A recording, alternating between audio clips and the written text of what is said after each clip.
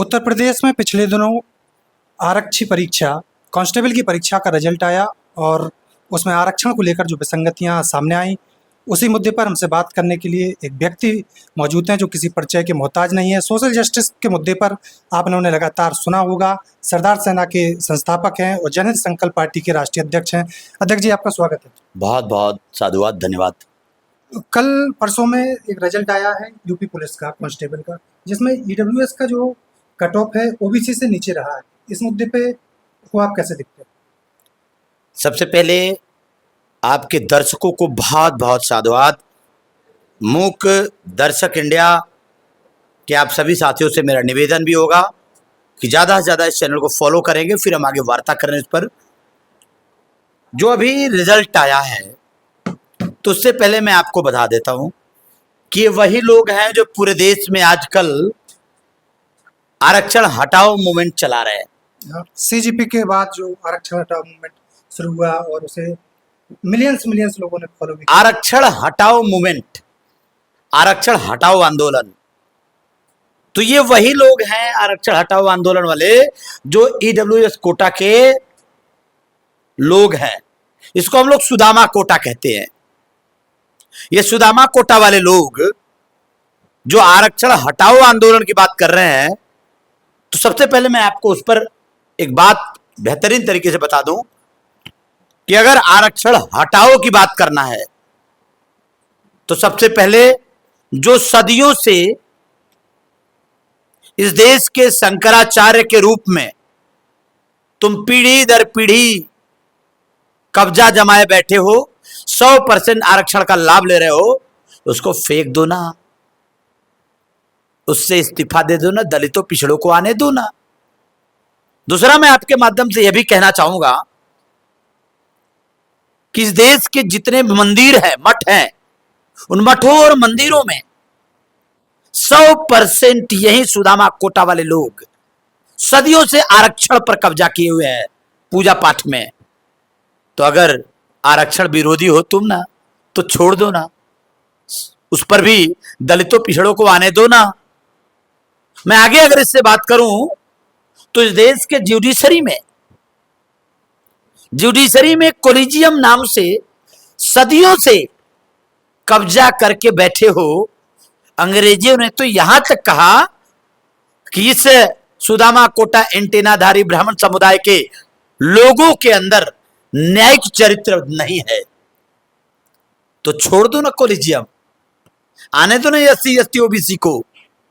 मैं कहना चाहता हूं आपके माध्यम से कि अगर सच में तुम आरक्षण हटाना चाहते हो तो जो इस देश की मीडिया घराने में, मीडिया हाउस में, स्ट्रीम मीडिया में 90% जातिवाद की गंदगी बदबू फैला रहे हो ना, छोड़ दो ना उस मीडिया घराने को, आने दो ना दलितों पिछड़ों को वहां भी। अगर सच में आरक्षण हटाओ मूवमेंट चलाना चाहते हो ना, तो सबसे पहले ईडब्ल्यूएस से इस्तीफा दिलवा दो ना, ईडब्ल्यूएस को बंद करवा दो ना, पहले ईडब्ल्यूएस को बैन करा दो ना। अगर आप सच में आरक्षण हटाने की बात करते हो तो तुम्हें पहले अपने घर से शुरू करना पड़ेगा और ईडब्ल्यूएस को बैन कराना पड़ेगा। और आओ हमारी लाइन में, आओ ना, हमारे लोग जो गटर साफ करते हैं, नाला साफ करते हैं, आओ सब छोड़कर हमारे साथ नाले की सफाई में खड़ा हो जाओ ना। हमारे दलित समुदाय के लोग जो डांगर फेंकते हैं, जो जंगलों में चौड़ा का काम करते हैं, आ जाओ ना जरा उनके साथ, वो उसमें भी हाथ बटा दो ना। अरे हम किसान कौम के लोग खेत खलिहान में काम करके जो देश का पेट भरते हैं, आ जाओ ना, छोड़ के थोड़ा सा इन 100% जो बपौती बनाए उनको छोड़ के आ जाओ ना, आ जाओ हमारे साथ खेतों में, जरा वहां भी काम कर लो, देश का पेट भर लो ना। जब कोई पुल गिर जाता है, फ्लाईओवर गिर जाता है, तो अक्सर ये बात सामने आने लगती है कि आरक्षणधारी लोगों ने बनाया होगा तो गिर गया। और जैसे मेडिकल में एंट्रेंस की बात आती है, पीजी में एंट्रेंस की, तो -4 वाले जब डॉक्टर बनेंगे तो कैसे इलाज करेंगे? क्योंकि आप भी एक डॉक्टर हैं, तो इस मुद्दे पर आपकी क्या राय है? अभी एक लाइन की बात आप क्लियर कर लीजिए इस मुद्दे पर, एक ही बात। अभी एक व्यक्ति का, सुदामा कोटे वाले का बहुत ज्यादा वायरल हो रहा है वीडियो, 4 बार बता रहा कि हम नीट का 4 बार अपीयरेंस है। 4 बार अपीयर हो गए हो, तुम पास नहीं कर पाते तो आरक्षण का दोष है। ईडब्ल्यूएस तो है तुम्हारे पास, जो तुम कटाप भी नीचे जा रहा है, आओ ना ईडब्ल्यूएस में। लेकिन ये सब फर्जी है। और मैं आपको एक बात बताता हूं, पूरे देश की जो भारत की मीडिया है हमारी, आपको पता है, शायद पता होगा, मीडिया में गोदी मीडिया वाले तो नहीं है आप, ये तो आप तय करें। गोदी मीडिया वाले होंगे तो आपको पता नहीं होगा, लेकिन मुझे लगता है आप मेरे भाई हैं, आप समाज के मीडिया वाले लोग हैं। अभी आपको तय करना होगा, पूरे दुनिया में भारत की मीडिया का शर्म झुक चुका है। पूरे दुनिया में 197 मीडिया के लोग 197 पायदान पे भारत की मीडिया जा चुकी है, इतना गिर चुकी है। अब आप बताइए, मीडिया में तो आरक्षण नहीं है ना, मीडिया में तो दलित पिछड़े नहीं है ना, ये सुदामा कोटे वाले है ना, तो क्यों खराब हो गया 197 पायदान पे भारत की मीडिया चली गई? मैं आपसे एक सवाल पूछता हूं, भारत की ज्यूडिशरी को दुनिया की ज्यूडिशरी में काले धब्बे के रूप में लोग क्यों देख रहे हैं? वहां तो दलित पिछड़ा नहीं है ना, हमारे हायर ज्यूडिशरी में रिजर्वेशन तो नहीं है ना, वहां तो कोलिजिज्म है, वहां तो सुदामा कोटा के लोग हैं ना, वहां क्यों है? ये सब के सब दल्ले बोलते हैं, दल्ले, ये सब के सब फर्जी लोग बोलते हैं, ये सब मनुस्मृति लागू करना चाहते हैं, और ये हम नहीं होने देंगे। डंके के चोट पे कहता हूं आपके माध्यम से। आरक्षण में रिफॉर्म्स की बात होती रहती है कि समय के साथ रिफॉर्म्स होने चाहिए, लंबे समय से आरक्षण मिल रहा है, तो इसको आप कैसे देखते हैं?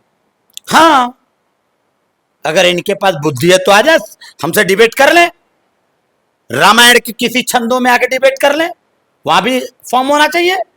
गीता के किसी भी जगह से उठा करके बात कर ले, किसी भी धारा पे, संविधान में डिबेट आ ले, आर.एस. पटेल से पहले कर ले, उसके बाद लोगों से बात करेंगे।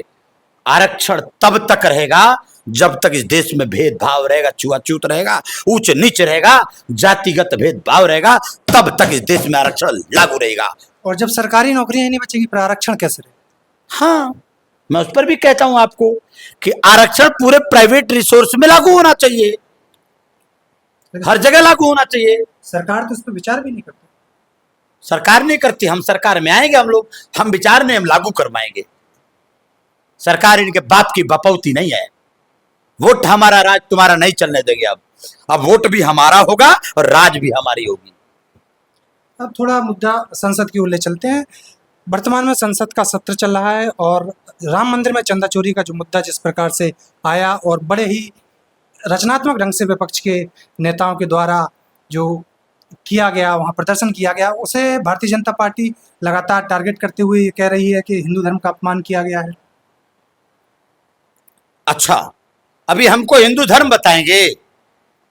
ये हमारे टुकड़ों पे पलने वाले कुछ लोग जो कल तक हमारी चंदा पर जीते थे, जो हमारे गांव में जाके भीख मांग के खाते थे, वो हमको हमारा सनातन बताएंगे, वो हमारा धर्म बताएंगे? अरे हिंदुत्व तो हमारा है, हिंदू धर्म हमारा है, सनातन के हम लोग हैं, सनातन हमारा है, उनके बाप की जागीर नहीं है। और आपको एक बात और बता देता हूं, चंदा कितने लोगों को मिलता होगा? कैसे बेशर्म लोग हैं ये लोग, मंदिर से जुड़े हुए कितने ब्राह्मण लोग होंगे? ये मैं आपको बता दूं, कैसे बेशर्म लोग हैं जो आज छाती पीट रहे हैं कि पप्पू यादव ने सनातन का विरोध किया। अरे बेशर्मो, मैं पूछना चाहता हूं तुमसे, दिमाग के काले लोगों, जरा विचार कर लेना। ये हमारे, जब राम मंदिर में चंदा चोरी का मामला आया तो किसी बजरंग दल ने आवाज क्यों नहीं उठाई? किसी आरएसएस के लोगों ने आवाज क्यों नहीं उठाई? इनकी भावना आहत क्यों नहीं हुई? जब चंदा चोरी का मामला आया तो किसी दुर्गा वाहिनी के लोगों ने आवाज क्यों नहीं उठाई? किसी हिंदू युवा वाहिनी के लोगों ने आवाज क्यों नहीं उठाई? इनकी भावना आहत क्यों नहीं हुई? चोरी हो गई तो भावना आहत नहीं हो गया। चोरी बताने वाले ने यह बता दिया कि ऐसे चोरी होती है, तो इन चोरी बताने वाले के खिलाफ इनका भावना आहत हो जाता है। तो इनका मतलब, इनका भावना नहीं, ये खुद चोर लोग हैं भाई। एक और मुद्दा रहा है सीजीपी प्रोटेस्ट में, चूंकि आप सम्मिलित हुए, सीजीपी में जो जंजीज लड़कियां शामिल हुई, बीजेपी की मंडी सांसद है कंगना रनौत, उन्होंने उन्हें गटर छाप बताया है, उन्हें चरित्रहीन बताया है, इस पर आप क्या कहेंगे? किनकी बात करें साहब, मैं तो नहीं बोलना चाह रहा हूं, उस पर आप पूछना चाह रहे हैं। Kangana Ranaut, oh sorry sorry, Mandi वाली, जी मंडी वाली ना, जी जी। तो उनके मंडी पहले लगती थी, उनके मंडियों के पहले के बहुत सारे फोटो भी आपने देखा होगा। आज उनको समाज की गरिमा याद आ रही है। जब सिगरेट पीटे, पूरे बॉडी पे कपड़े नहीं, तब उनको इस देश की, समाज की, संस्कृति की याद नहीं आती थी। कपड़े पहनना तो राइट ऑफ चॉइस है। नहीं नहीं, मैं ये नहीं कह रहा हूँ, राइट ऑफ चॉइस है, आई एग्री। तो उस समय उनको याद नहीं आता था कि हमारे समाज पे क्या प्रभाव पड़ेगा, अंग प्रदर्शन से समाज पे क्या प्रभाव पड़ेगा, उस समय नहीं याद आ रहा था।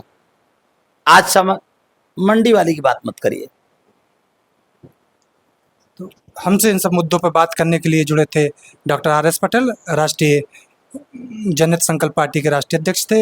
हमारा नाम है सत्यम पटेल और आप देख रहे हैं मूक दर्शक इंडिया पर। सब्सक्राइब और शेयर करना ना भूलिएगा। Thank you.